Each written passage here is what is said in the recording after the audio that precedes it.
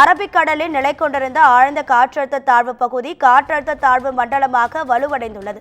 இதனால் கேரளாவில் அடுத்த 3 நாட்களுக்கு பல்வேறு மாவட்டங்களில் அதி கனமழைக்கான ரெட் அலர்ட் எச்சரிக்கை விடுக்கப்பட்டுள்ளது. கண்ணூர், காசர்கோடு, கோழிக்கோடு, இடுக்கி உள்ளிட்ட 4 மாவட்டங்களுக்கு அதி கனமழைக்கான சிவப்பு எச்சரிக்கை விடுக்கப்பட்டு இருக்கக்கூடிய நிலையில் கேரள அரசு முழு மூச்சாக முன்னேற்பாடு நடவடிக்கைகளை மேற்கொண்டுள்ளது. அதேபோல் சுற்றுலா தலங்களுக்கு செல்வதற்கு பல்வேறு கட்டுப்பாடுகளும் விதிக்கப்பட்டுள்ளது. இது தொடர்பான கூடுதல் தகவல்களை நமது செய்தியாளர் பிரின்ஸ் வழங்கிட கேட்கலாம். பிரின்ஸ், வணக்கம். உங்க விரிவான தகவல்கள். வணக்கம் ராஜியா. அதாவது அரபிக்கடலில் நிலை கொண்டிருக்கும் ஆழ்ந்த காற்றழுத்த தாழ்வு பகுதியானது காற்றழுத்த தாழ்வு மண்டலமாக வலுவடைந்துள்ளது.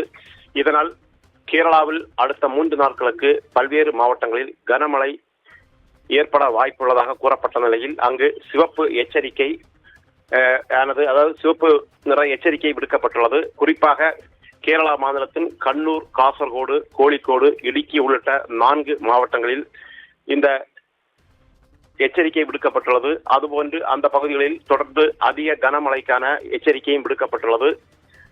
மேலும் சுற்றுலா தலங்கள் உள்ளிட்ட இடங்களில் சுற்றுலா பயணிகள் செல்வதற்கும், அதாவது கடற்கரை பகுதிகளில் செல்வதற்கும், நீர்நிலைகளில் செல்வதற்கும் கேரள அரசானது பல்வேறு கட்டுப்பாடுகளை விதித்துள்ளது. இன்று காசர்கோடு, கண்ணூர் உள்ளிட்ட 2 மாவட்டங்களில் அதி கனமழை பெய்யும் என்று கூறப்பட்டுள்ள நிலையில் அங்கு சிவப்பு நிற எச்சரிக்கை விடுக்கப்பட்டுள்ளது. அதேபோன்று வயநாடு, கோழிக்கோடு, மலப்புரம் உள்ளிட்ட பகுதிகளில் உள்ளிட்ட மாவட்டங்களுக்கும் அதி கனமழை எச்சரிக்கை விடுக்கப்பட்டுள்ளது. இதேபோன்று பத்தனம்திட்டா மற்றும் மலப்புரம், காசர்கோடு, கண்ணூர் உள்ளிட்ட 7 மாவட்டங்களுக்கு சிவப்பு நிற எச்சரிக்கை விடுக்கப்பட்டுள்ளதை தொடர்ந்து கேரளா மாநிலம் முழுவதும் அதாவது அரசு பல்வேறு கட்டுப்பாடுகளை விதித்ததை தொடர்ந்து அதிகாரிகள் முன்னெச்சரிக்கை நடவடிக்கைகளில் மேற்கொண்டு வருகின்றனர். தொடர்ந்து பலத்த காற்றும் வீசி கடற்கரை பகுதிகளில் அதி கனமழையும் பெய்து வருவதால் சுற்றுலா பயணிகள் மற்றும் பொதுமக்கள் அந்த பகுதிகளுக்கு செல்வதற்கும் தடை விதிக்கப்பட்டுள்ளது. உங்க விரிவான தகவல்களுக்கு நன்றி பிரின்ஸ்.